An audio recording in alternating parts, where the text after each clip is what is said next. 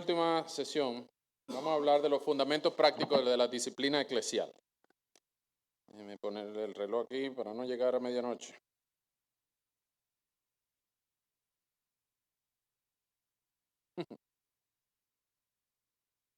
Ok,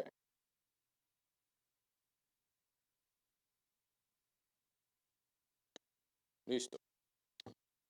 Vamos a hablar de los fundamentos prácticos de la disciplina eclesial. Aquí vamos a hablar de formas, ventajas y objeciones.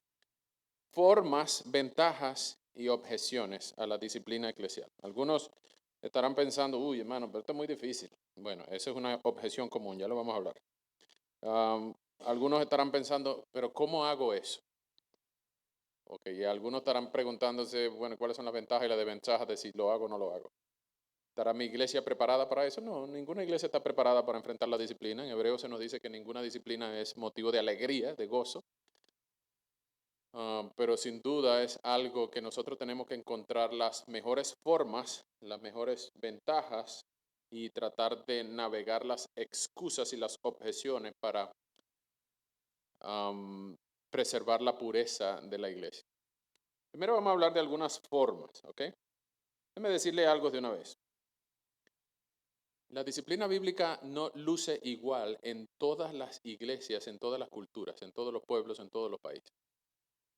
En algunos lugares es diferente.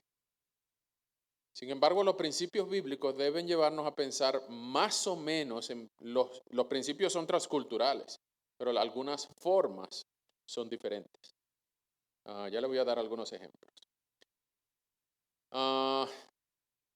Por ejemplo, algunas culturas son más susceptibles al chisme.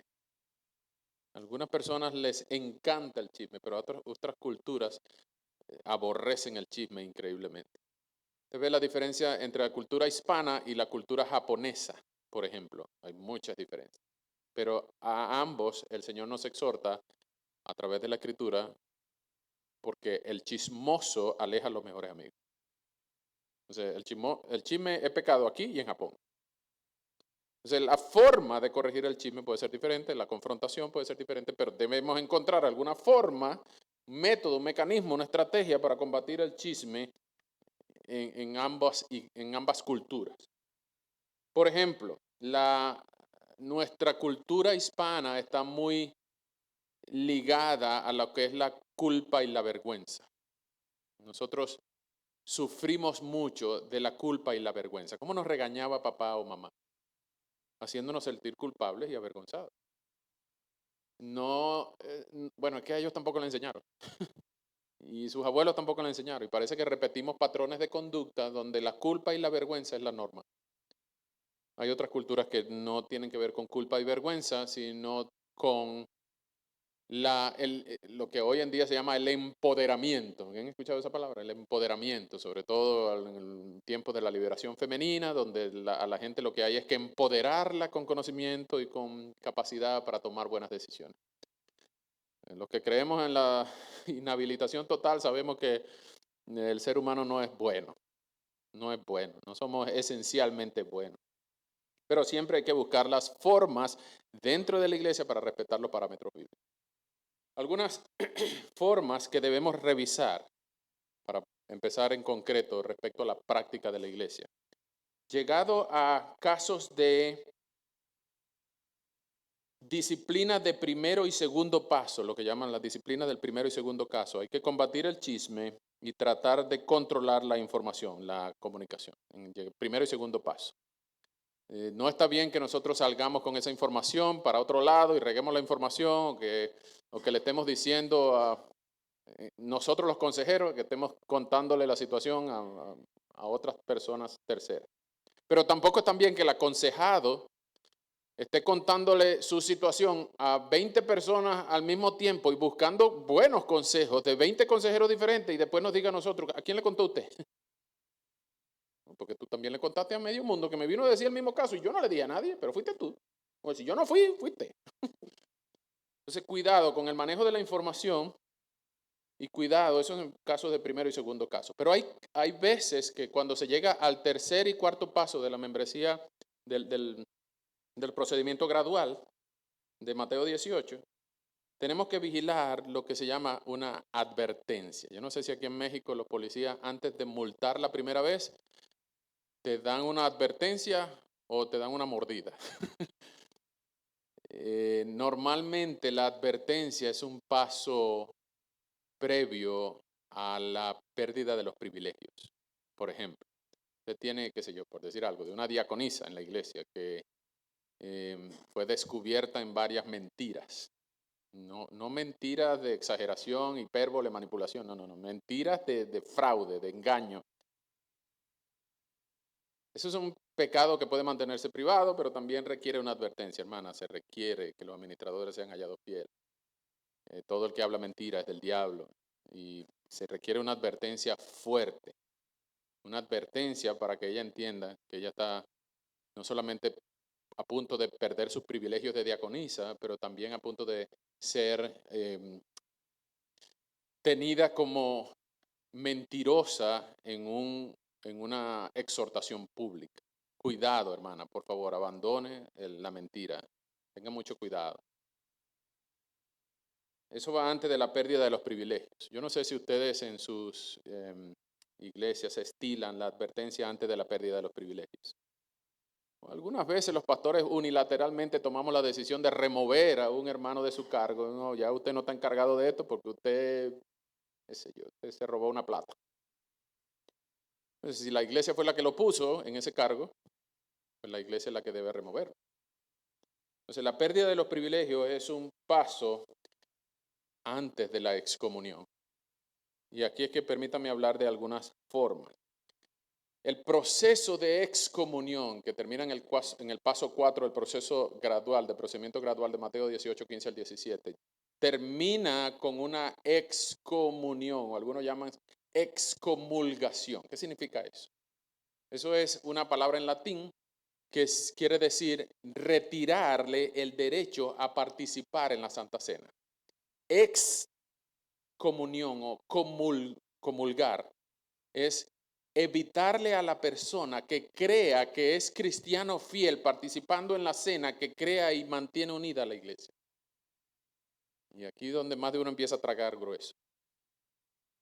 Recuerdo un hermano en la iglesia, en nuestra iglesia en Washington, que me dijo, esto suena a Inquisición católica. Yo sé, pero es el concepto de tenerlo por gentil y publicano. La forma en la que se manifiesta en la escritura con el tal no comáis es retirarle la comida de la iglesia, no las ayudas sociales, sino la comida que crea y mantiene la unidad de la iglesia. Entiéndase, la Santa Cena se le retira el derecho a esta persona, no porque no creemos que sea salvo, no creemos que no sea cristiano, le retiramos la salvación y lo mandamos para el infierno. No. Lo que estamos es retirándole nuestra afirmación de su profesión de fe. Por lo tanto, no creemos que tú ya no eres miembro de la iglesia por lo que te estás excomulgado, pero al mismo tiempo te estamos retirando el derecho de participar en la comida que identifica a la iglesia. Entonces, las formas importan. En los procesos de disciplina, las formas importan. Y es necesario que nosotros pensemos en las formas en que recibimos la iglesia. Por ejemplo, pregunto, ¿cómo reparten la cena del Señor en tu iglesia? Tú orientas a la gente y antes de comenzar el acto de la Santa Cena, tú les adviertes leyéndoles los versículos 27 al 32 de 1 Corintios 11, donde dice, es necesario que nosotros nos examinemos a nosotros mismos porque el que juicio come y bebe para sí y aún algunos duermen. El que toma indignamente la cena del Señor, juicio come y bebe para sí. Por eso hay algunos debilitados y enfermos entre vosotros y algunos duermen. Si nos examináramos a nosotros mismos, ustedes saben. Entonces, nosotros debemos leer eso antes de que participen en la cena del Señor. No es una forma, es la manera en cómo nosotros garantizamos que la persona sepa, todos los presentes, porque hay incrédulos incluso en la participación de la cena del Señor, hay incrédulos, hay visitantes, hay niños. Tenemos que hacerles entender que esta comida especial, por chiquita que sea, esta comida es para creyentes bautizados. Y hay algunas iglesias que tienen lo que se llama, ya le voy a explicar, comunión cercana o comunión cerrada. ¿Ok? Que es para miembros de esta u otra iglesia. Entonces, si usted no dice que es para miembros bautizados, creyentes bautizados y miembros de esta u otra iglesia evangélica, entonces cualquiera puede participar. Y si es verdad lo que dice 1 Corintios 11 desde el 27 al 32, que eso puede ser peligroso para una persona que lo toma indignamente, si es verdad eso, pues nosotros deberíamos advertir a que no lo tomen ligeramente. Creyentes, no le digan hermanos visitantes o hermanos mundanos o hermanos no creyentes. No, dígale, esto es solo para creyentes bautizados, miembros confesantes de una iglesia. Si usted está aquí, gracias por haber venido. Pero ahí es que viene la forma. ¿Cómo usted les dice a ellos que participen? ¿Pasan las bandejas con los panes y los vinos? ¿O hacen que la gente camine? ¿O una mezcla de ambos? Porque normalmente cuando pasan hay más desorden. Sí, lo reconozco. Pero cuando pasan, tú puedes ver cuáles son los incrédulos que se quedaron sentados. Y puedes ver los que están caminando. Normalmente uno se para a un lado, uno no se para a vigilar, tú no. Uno no se para ahí enfrente para decirle, tú no puedes. No, uno se para ver quién pasó y quién no pasó. Ahora, cosas diferentes cuando la forma en la que tu iglesia lo practica es cuando pasan la bandeja. Algunos teólogos respetados he escuchado decir que la bandeja hay que pasarla porque Cristo se dio por nosotros. Cristo vino a nosotros no vinimos a Él. Okay. Pero yo prefiero usar esta forma para saber quién está participando y quién no. Cuando pasan la bandejita, yo no puedo saber quién agarró y quién no agarró. Otra cosa que hay que pensar es en cuanto a si es jugo o si es vino, eso es decisión de usted, yo no me voy a meter ahí. Si es pan con levadura o si es pan sin levadura, la iglesia ortodoxa se dividió en el año 1054 por la levadura. No me voy a meter ahí. Ustedes usen el pan que ustedes quieran, con tal que no usen Coca-Cola y galletas. Es una cosa solemne, ¿ok? Pero es importante, hermanos, que pensemos en el tipo de comunión, la forma de comunión que estamos usando. Les sugiero alejarse de lo que es la comunión abierta. ¿Qué es la comunión abierta? Raimundo y todo el mundo, Raquel y todo aquel. Todo el que vino ese día puede participar.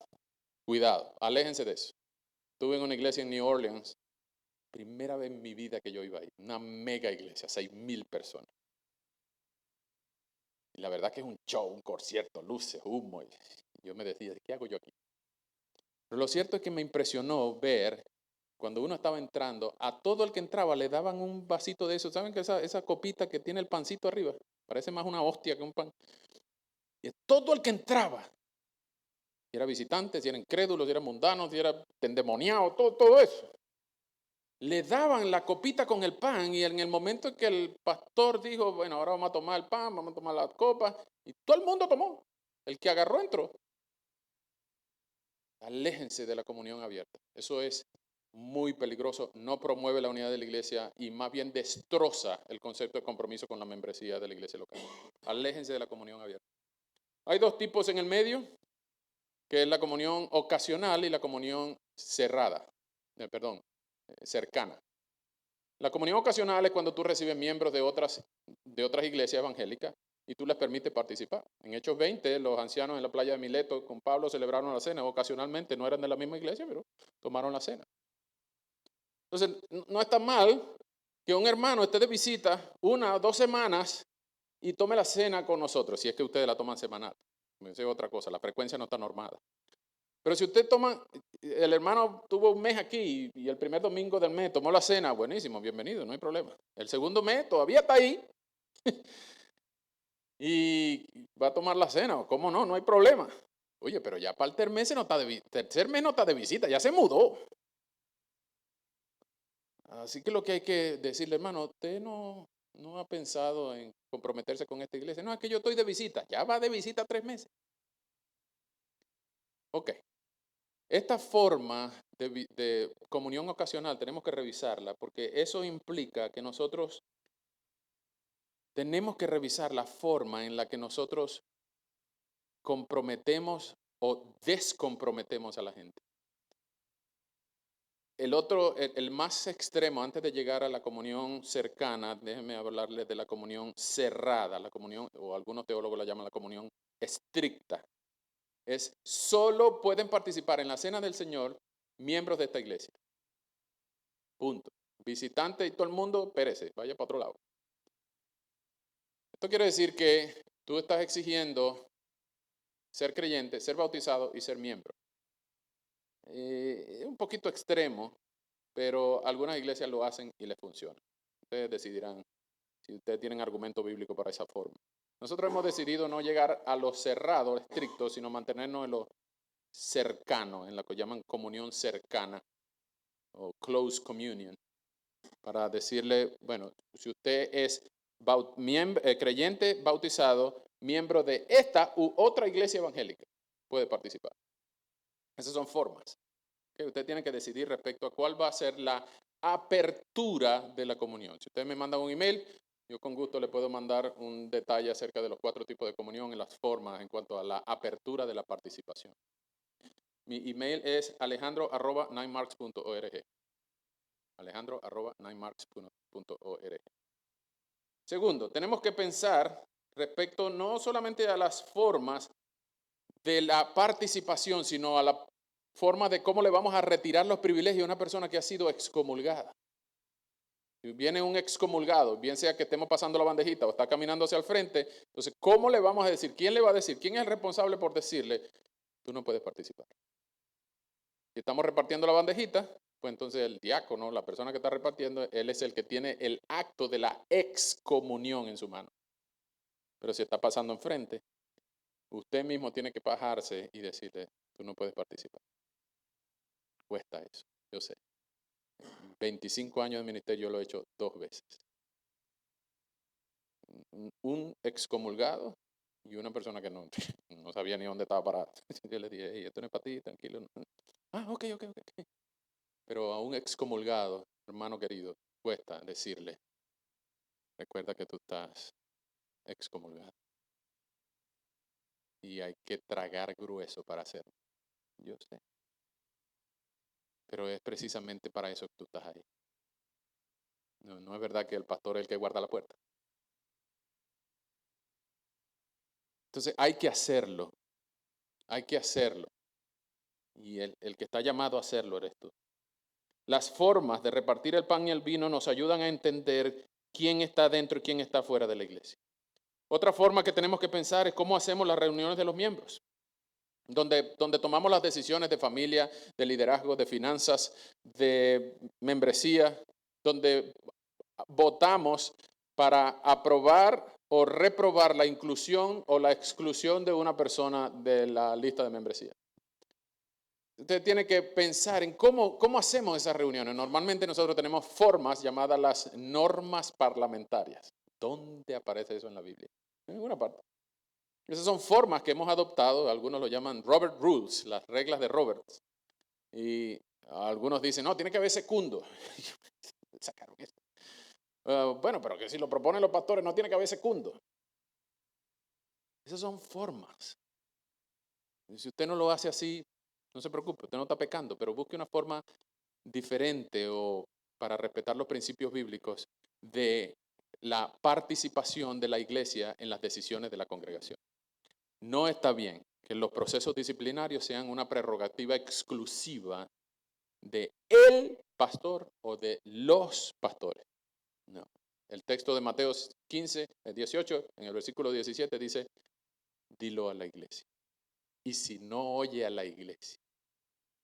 Entonces, tenemos que buscar la manera de cómo consultar a la iglesia. No solamente informar, sino hacer que la iglesia exprese su voz para que esta persona oiga lo que la iglesia tiene que decir. Que si el excomulgado, el acusado, el exhortado, el disciplinado tiene que estar presente, posiblemente sí, posiblemente no. Hay algunos que ni se atreven a venir a una reunión. Algunos sí dicen, no, si yo voy ahí, yo voy a decir mis 4 verdades ahí. Pero es que debe haber un ambiente de amor, un ambiente bañado de oración abundante, donde la iglesia exprese su opinión y el hermano o la hermana reciba la exhortación, pero que también manifieste una respuesta. Y debe haber amor suficiente para decirle, hermano, tú sabes que estás actuando mal. Así que vamos a dejarle la decisión a la iglesia. ¿Quiénes están a favor de excomulgar al hermano tal o a la hermana tal? Eso cuesta hacerlo. Puede ser un voto anónimo, puede ser levantando la mano. En el caso de los ancianos, cuando se eligen líderes oficiales de la iglesia, ancianos o diáconos, diaconisas, es preferible votar con papel o con secreto. En estos días vi una iglesia que votaba en pantalla con una página web que tú votas ahí con tu teléfono, una cosa bien fancy. Pero esas son formas. Otra cosa que tendrían que preguntarse, por ejemplo, ¿qué forma tenemos los ancianos para evaluar la profesión de fe de los candidatos a membresía? ¿Qué mecanismo usamos para entrevistar a una persona? Lo entrevistamos persona a persona, lo hacemos llenar una encuesta o un Google Form. Nosotros tenemos Google Form y ahí tenemos todos los registros, todos los datos de todos los que quieren ser candidatos, pero lo que hacemos es una entrevista, dos ancianos con esta persona. Si son un matrimonio, podemos entrevistarlos juntos, pero si es un soltero, viudo, divorciado, podemos entrevistar los dos ancianos con esa persona en solitario. Nunca vamos un anciano solo, siempre vamos dos ancianos o más. Lo cierto es que debemos entrevistar a los miembros para saber quiénes están siendo candidatos a entrar a la membresía. Usted como anciano de la iglesia es el encargado de filtrar las profesiones de fe antes de ser propuesta a la iglesia para que la iglesia decida. Yo creo que la mayoría de aquí son bautistas y son bautistas congregacionales. Entonces no está bien que los pastores decidamos quién entra y quién sale. Es la iglesia la que debe decidir eso. ¿Ok? Otra forma es que debemos buscar tener conversaciones difíciles y encontrar la mejor manera para que la iglesia presione con santidad a la persona que está siendo exhortada en aras de buscar su arrepentimiento. ¿Qué formas tenemos para que la iglesia se comunique con esta persona en proceso de disciplina? Mi intención de buscar este tipo de forma y de normar estas formas, que nosotros pensemos en qué basamos nuestra decisión de hacer la iglesia como estamos haciendo. La mayoría de las veces la respuesta es por tradición, porque así se ha hecho siempre, porque no hemos probado otra manera. Yo lo que les invito es a filtrar la tradición con la escritura. Si la tradición permite preservar los principios bíblicos, siga adelante, dele que va bien. Pero si la tradición obstaculiza la permanencia en práctica de los principios bíblicos, no sienta temor en cambiar la tradición, porque está obstaculizando los principios bíblicos. Y nosotros tenemos que pensar y pensar siempre, ¿por qué hacemos esto como lo hacemos? ¿Por qué hacemos esto como lo hacemos? Usted puede enviar mensajeros, o usted mismo visitar algunas otras iglesias a ver cómo hacen lo que hacen. En algunas de nuestras iglesias, en la iglesia Park, en la iglesia de su servidor, o en algunas otras iglesias amigas, hay lo que se llaman los weekenders. Los weekenders son un fin de semana donde a ti te invitan a ver cómo la iglesia funciona por dentro.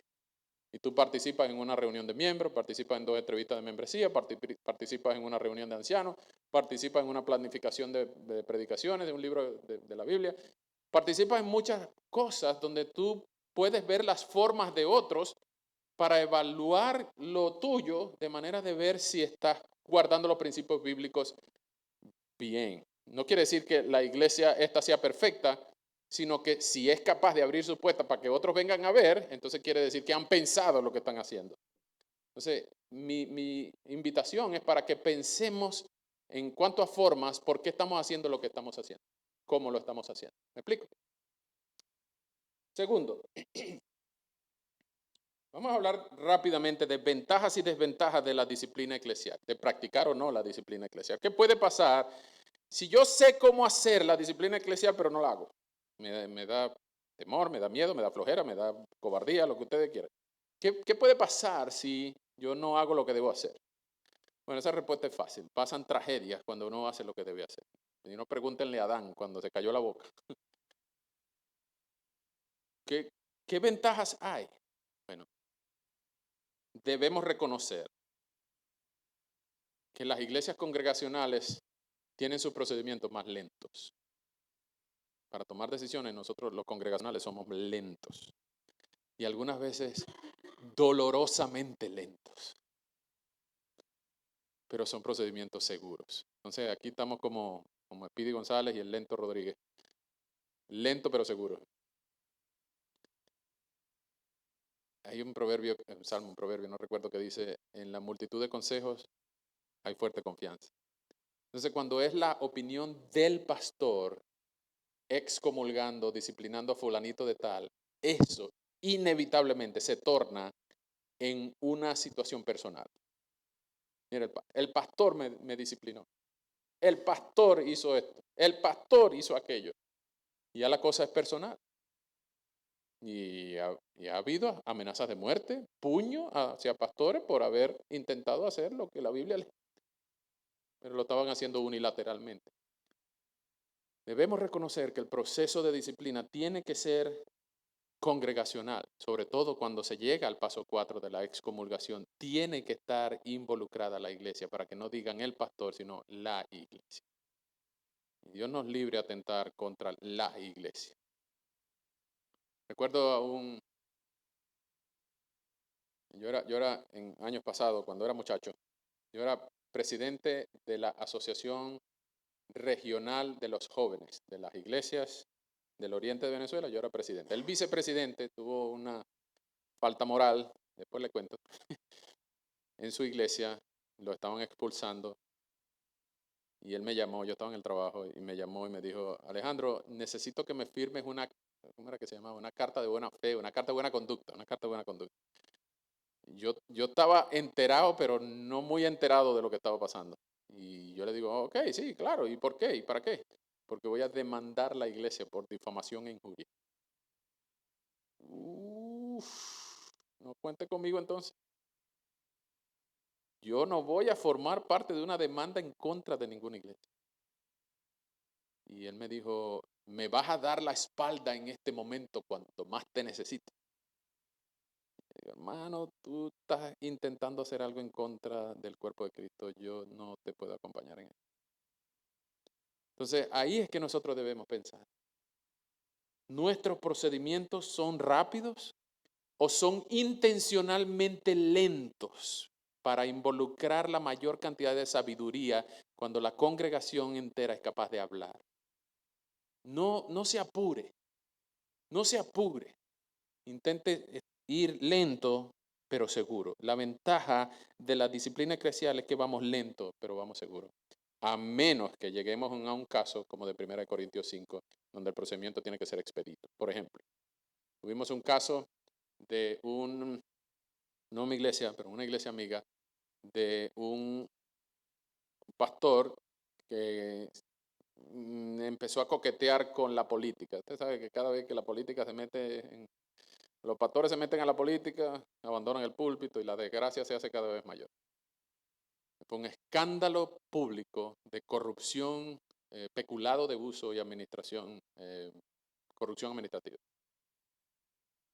Por supuesto, este hermano no iba a reconocer, no quiso reconocer. La iglesia inmediatamente hizo una publicación oficial en un periódico.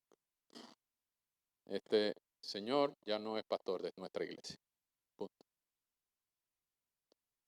Son cosas difíciles de hacer, pero no podemos permitir que el testimonio de Jesucristo y la reputación de la iglesia ruede por el suelo y sea blasfemado por causa de una persona que no quiere arrepentir. Eso cuesta hacerlo, yo sé. Pero normalmente los procedimientos de la iglesia deben ser lentos porque deben ser seguros. Lo que les decía hace rato, debemos revisar nuestras tradiciones y revisar la tradición versus la rendición. ¿Qué tan rendidos estamos ante los principios bíblicos en vez de conservar los principios de la tradición y la costumbre? Y si, como ya les dije, si usted filtra la tradición por la escritura y no pasa el filtro de la escritura, siéntase en completa libertad para cambiar la tradición. Yo hice una vez una lista de, creo que eran 25 tradiciones en la iglesia que no sabemos cómo aparecieron en la iglesia.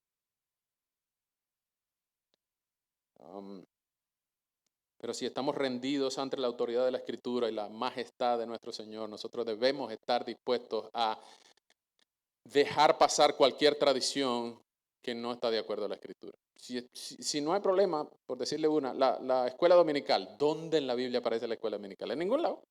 Pero colabora, ¿cierto? Con el discipulado, con el entrenamiento de los jóvenes, los santos, con los adultos incluso. La escuela dominical debería ser una bendición, pero hay algunas iglesias que, mire, usted se puede meter con cualquier cosa, menos con la escuela dominical. Una iglesia que tiene un equipo de fútbol. Mire, usted puede cambiar al pastor, pero no al portero. Y uno dice, ¿qué tipo de iglesia es esta? En Estados Unidos hay iglesias de cowboys. Tú para ser miembro tienes que tener un caballo. Hay iglesias de motorizados. En serio. Hay iglesias tribales. Hay iglesias que si tú no eres de esa tribu no puedes participar, no puedes ser miembro de esa iglesia. Y hablan español. Entonces, nosotros tenemos que revisar nuestras tradiciones, filtrar nuestra forma, pero sobre todo rendirnos ante la majestad de nuestro Señor y la autoridad de la Escritura. Y por último, hermanos, vamos a revisar algunas objeciones comunes.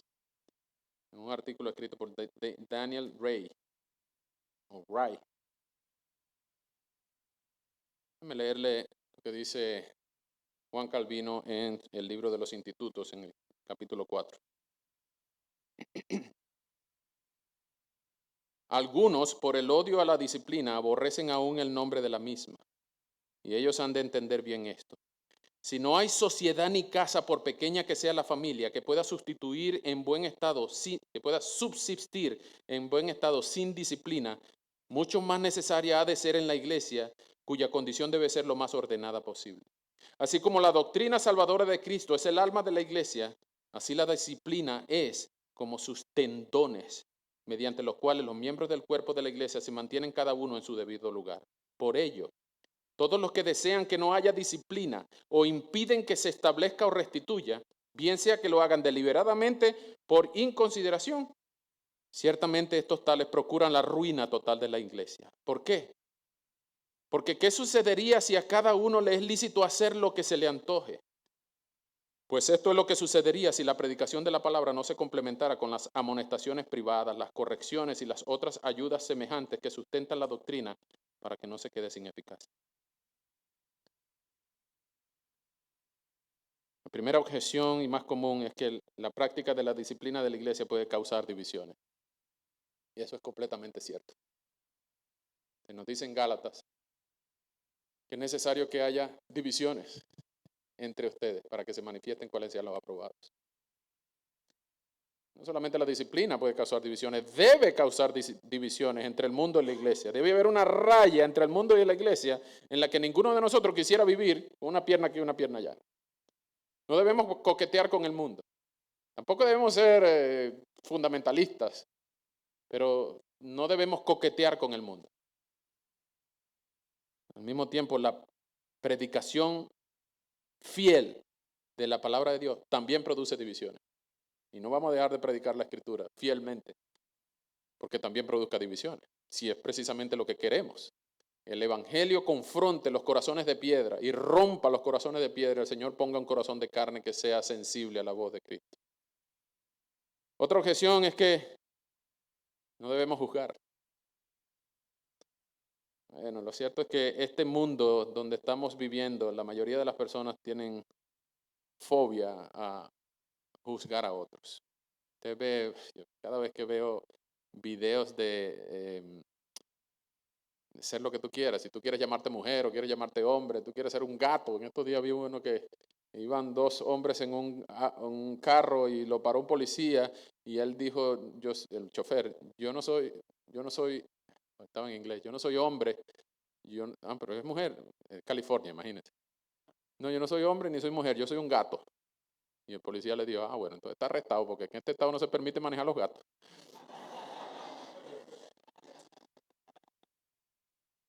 De verdad tú puedes hacer lo que se te antoje. Nosotros no somos llamados a no juzgar, lo que nosotros estamos llamados es a juzgar bien. Entonces sí, en la disciplina bíblica nosotros estamos juzgando a una persona, pero primero que lo estamos juzgando por amor y segundo, tú también tienes el derecho de juzgarme a mí. Yo te doy el derecho, el privilegio, te doy permiso para meterte en mi vida, para llamarme la atención en el caso de que tú veas que yo estoy ofendiendo a Cristo. No si te estoy ofendiendo a ti, si estoy ofendiendo a Cristo. Te doy permiso para intervenir en mi vida. En la iglesia, ustedes pastores, hermanos, hermanas, ustedes pueden decirle, intervengan en mi vida cuando ustedes me ven deleitándome más en pecado que Cristo. Llámenme la atención. Les doy derecho a llamarme la atención, porque todos somos miembros los unos con los otros. Otra objeción es que nosotros mismos también somos pecadores. ¿Quién nos creemos para condenar a otros? Si no estamos actuando en nombre de nosotros mismos, estamos actuando en nombre de Cristo. No nos creemos perfectos. Nosotros no somos inocentes cuando venimos a Cristo. Somos justificados. Nuestros pecados han sido perdonados y no hemos sido declarados perfectos, hemos sido declarados justificados. Y no estamos actuando ni por retaliación ni por arrogancia, estamos actuando en el nombre de Cristo. Si estamos persistiendo en un pecado abierta y sistemáticamente sin arrepentimiento, remordimiento o deseo por cambiar, estaríamos también nosotros sujetos a ser disciplinados. Y no es por venganza la disciplina, es por amor. Nuestras formas deben reflejar eso. Otra objeción es que la frase contra ti en Mateo 18:15 no limita los procedimientos disciplinarios a ser seguidos por aquel contra quien se ha pecado. Y no, precisamente por lo que dice, cada pecado si se persiste en él sin arrepentimiento es un pecado contra Cristo y luego contra su iglesia. Segundo, limitar el mensaje de la manera sugerida convertiría sus enseñanzas en un absurdo. Tercero, si los pastores y ancianos han de gobernar la iglesia de Dios, se les debe confiar a ellos ciertos poderes disciplinarios, al menos en el segundo paso. Y así. Otra objeción es, ¿quién decide cuánto tiempo se permite entre cada uno de los pasos descritos en el procedimiento gradual? Esto es, debemos aceptar que es un uso arbitrario de la sabiduría del Señor. No se norma cuánto debe pasar entre el paso 1 y el 2, entre el 2 y el 3 y entre el 3 y el 4. No se norma. No hay requisitos bíblicos de que deba ser tantos días, tantos meses, tantos años. Lo cierto es que debemos buscar si hay endurecimiento o ablandamiento del corazón cuando la palabra de Dios entra por los oídos de esa persona. Si lo que hace es endurecerse, lo que está diciendo, si oyes hoy su voz, no endurezca tu corazón. Otra objeción es, ¿por qué seguir adelante con censuras públicas si el miembro ofensor decide retirarse de la iglesia a fin de evitar la disciplina? Nosotros tenemos que tener los documentos de la iglesia preparados para cuando una persona quiere renunciar antes de ser excomulgada. Es muy común que la persona sepa, aquí me van a castigar, no usan disciplina, me van a castigar, pues entonces yo me voy. Sobre todo, no estoy seguro, por favor, corríjanme si estoy equivocado. En los lugares donde hay muchas iglesias, la persona en esta iglesia no quiere ser disciplinada, sino que se cambia para esta iglesia. Pero en los lugares donde hay una sola iglesia, entonces tú o te arrepientes o te vas para el mundial. Por eso, hermanos amados, cada vez que venga un candidato a membresía, usted tiene que preguntarle de qué iglesia vienes tú. O si en tu iglesia se está visitando a alguien y ya lleva 2, 3 domingos, pregúntale por todo el cañón. Qué bueno que nos está visitando. ¿Y de dónde eres tú? Del barrio tal. ¿Y tú perteneces a alguna iglesia? No si tú asistes a una iglesia. Tú perteneces a alguna iglesia. Bueno, sí, pero es que en esa iglesia, tú sabes. ¿Y cuál iglesia es? Yo debo conocer al pastor de ahí. Bueno, sí, es la iglesia tal. No pases más allá del lunes para informarle a este consiervo. Esta persona, esta familia, nos está visitando ya por 2, 3 semanas. Pero sobre todo, si esta persona quiere hacerse miembro de tu iglesia, pregúntale sin pelos en la lengua. ¿Usted ha sido puesto en disciplina en alguna iglesia antes de esto? ¿Usted está saliendo en buena fe de la iglesia de donde usted está viniendo? Sí. Ok. Usted puede compartirnos el contacto por email o por el teléfono de la iglesia tal. Y no tengas temor en llamar. Mira, ¿todo bien con esta persona? No dejó ningún cable pelado por allá. No fue excomulgado. Eso se llama en el capítulo 3 del libro One Assembly, se llama catolicidad, con C minúscula, catolicidad, colaboración entre iglesias para el avance del evangelio en la ciudad. Es preservar la salud no solamente de mi iglesia, sino también de la iglesia de al lado. Yo no puedo permitir que un excomulgado salga de mi iglesia y vaya para tu iglesia y yo no te voy a decir, hermano, ten cuidado con esta persona que causó una división terrible por aquí. Es colaboración entre consiervos. Usted no está compitiendo con las otras iglesias. Usted está colaborando en el mismo reino. Son el mismo ejército del Señor. ¿Okay? Así que si alguien quiere renunciar antes de ser disciplinado, pues adviértale que a donde él vaya, nosotros vamos a informar. Y así él se va a ver presionado diciendo, entonces me voy a tener que ir para el mundo. Te está endureciendo el corazón. ¿Notan lo que está pasando? Cuando una persona ablanda el corazón para pedir perdón y se arrepiente, tenemos que celebrarlo. Pero cuando una persona lo que hace es endurecerse, tenemos que presionar con el amor de Cristo y con el poder de su palabra. No tenemos que tener miedo para hacer lo que la palabra nos enseña. Pero nosotros a veces tratamos de evitar el conflicto, ¿cierto? Déjalo que se vaya, déjalo que se vaya. Es más, algunas veces celebramos que se vaya, ¿cierto? Por fin se fue. Yo confieso que soy culpable de alegrarme cuando las personas problemáticas renuncian antes de que sean disciplinadas. No han entrado en el proceso de disciplina, pero antes de que nosotros le llamemos la atención, ellos saben para dónde vamos. Ellos saben para dónde vamos porque se les ha dicho, se les ha enseñado, se les ha hecho firmar un pacto de compromiso. Yo mismo he tomado la iniciativa de llamarlos a los 3 meses. Tenemos tiempo que no te vemos. ¿Dónde estás? Y te llega un email de renuncia. Confieso mi pecado al alegrarme porque esta persona me quitó un problema. Nadie dijo que pastorear ha sido fácil. Nadie dijo que iba a ser fácil. Pero debemos hacerlo por amor a Cristo, quien es digno de toda nuestra diligencia, de toda nuestra perseverancia. Entonces, estas son algunas objeciones. Antes de darle paso a las preguntas, creo que hay tiempo para unas preguntas, ¿verdad, jefe? Permítame 5 minutos. No, no tanto. Antes de terminar con esto, hermanos, veamos en toda la revelación, en todo la teología bíblica, en toda la revelación progresiva, que el Señor vigila la salud constitutiva de su pueblo. Al Señor le importa quiénes lo integran y quiénes no. Hay pactos, hay marcas, hay muchas maneras de identificar quién sí y quién no. Cada vez que ustedes lean la escritura, la palabra inclusión o exclusión, la palabra estaba dentro del pueblo.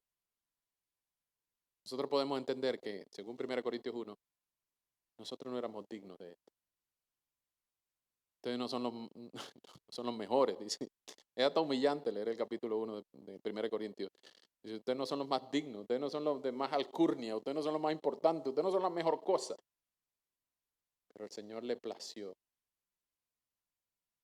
humillar a los sabios por habernos escogido a nosotros, a los poderosos, a los ricos, a los que se creen dignos, porque el Señor nos escogió a los más débiles. Ninguno de nosotros era digno de esto, pero por amor a Cristo nuestro Rey, nosotros debemos preservar nuestra propia salud espiritual, nuestra propia santidad y ayudar al hermano que también está comprometido junto con nosotros en la misma iglesia. Por ejemplo, mi casa, yo le dije a mis hijos, ¿ustedes quieren que yo pague su teléfono? Todos en la casa tenemos que tener la misma clave de teléfono. Para desbloquear el teléfono, todos tenemos que tener la misma clave. Papi, pero ningún papi. Si tú quieres que yo lo pague, tenemos que tener la misma clave. Por medidas de seguridad y por medidas de santidad. Todos en la casa teníamos la misma clave. Y ahora cuando se casaron, mis hijos, ellos también tienen la misma idea. Hija, yerno y ahora el hijo que se va a casar el sábado con su prometida. ¿Por qué? Porque el teléfono puede ser una bendición o una maldición. Si tú vas manejando tu carro y llega un mensaje y no le puedes decir con buena conciencia a tu esposa qué dice, tú estás escondiendo algo. Hay un salmo que dice que no pondré ante mis ojos cosa impura. Entonces, cuidado con lo que tú consumes en el teléfono. Cuidado, pastor, hermano, con lo que le das clic, con lo que le das like a lo que Dios hate. Cuidado con que pases más tiempo con el teléfono en la mano y no con la escritura en tu mano. Cuidado, que tu delicia esté más en las fotos de otra persona que no sean tu esposa o tu esposo. Cuidado con que nosotros evitemos que otro pueda meterse en nuestra vida privada. Entre ustedes, sus hijos, su esposa, tú puedes hacer una cosa que hemos llamado random check. Random check es que yo te puedo agarrar el teléfono. Entre los consiervos podemos hacerlo cuando querramos. Y nos hemos dado permiso para no defendernos. Y explícame esto. Déjame ver tu historial de navegación en tu computadora. Déjame ver tu teléfono. Déjame ver tus conversaciones. Déjame googlear lo que estás buscando. ¿Por qué? Porque queremos ser invasivos, porque queremos ser malos, no, porque queremos cuidarnos para amar a Cristo hasta que Él venga o llame por alguno de nosotros. La disciplina bíblica no es un asunto de venganza, no es un asunto de maldad, no es un asunto de castigo, es un asunto de amor. Y les invito a considerar la disciplina bíblica no desde el punto de vista de la maldad que nos hicieron tradicionalmente diciendo que tú tienes que sentarse en la silla negra por 6 meses, estás callado y no puedes decir nada. Y considerar la disciplina bíblica como el acto de amor más grande que alguien ha hecho por mí al corregirme en el amor de Cristo. Si alguien tiene tanto amor para corregirte, lo peor que puedes decir ante un mal consejo es gracias. Entonces, en el contexto de la iglesia, la disciplina bíblica debe ser hecha con amor, con abundancia de oración, sobre todo para la gloria del Cristo que nos llamó de las tinieblas a su luz admirable. Ha sido un honor estar con ustedes. Permítame orar y tenemos un tiempo de preguntas y respuestas. ¿Está bien? Señor, muchas gracias por dejarnos en tu palabra el deseo de preservar la santidad y la pureza de tu pueblo. Muchos de nosotros hemos pasado experiencias no tan agradables en el pasado, por las cuales te rogamos redimas nuestro pasado y también, Señor, nuestros traumas, nuestros temores. También, Señor, nos ayudes a hacer lo que debemos hacer cuando debemos hacerlo y por la razón que debemos hacer. Queremos preservar la gloria de tu nombre, la pureza, la belleza y la santidad de la novia de tu Hijo. Y queremos ser responsables en hacerlo con ternura, sí, pero con firmeza también. Así que danos, por favor, las mejores formas, las mejores ventajas y ayúdanos, Señor, a navegar el mar de objeciones para no hacerlo. Evítanos, Señor, los miedos, las cobardías. Evítanos, Señor, también el deseo de no hacerlo. Y sobre todo, Señor, ayúdanos a ser fieles a ti que nos exiges ser santo como tú eres santo. Te rogamos bendigas a estas iglesias presentes y aquellas que serán animadas por el testimonio de estos. Y donde quiera que tú nos lleves, podamos hablar de la grandeza, de la belleza y de la pureza de nuestro Señor Jesucristo, en que damos gracias y rendimos a ti todo el honor y toda la gloria. Muchísimas gracias, Señor. En el nombre de Jesús, nuestro Rey, Dios y Señor.